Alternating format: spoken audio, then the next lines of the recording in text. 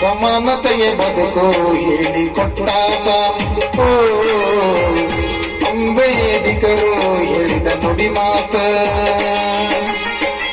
ಭಾರತದ ಭಾಗ್ಯದಾತ ಬಡವರಿಗೆ ಅನ್ನದಾತ.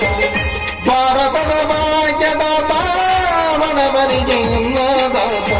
ಸಮಾನತೆಯ ಬದುಕು ಹೇಳಿಕೊಟ್ಟಾತ. ಓ ಅಂಬೇಡ್ಕರು ಹೇಳಿದ ನುಡಿ ಮಾತ.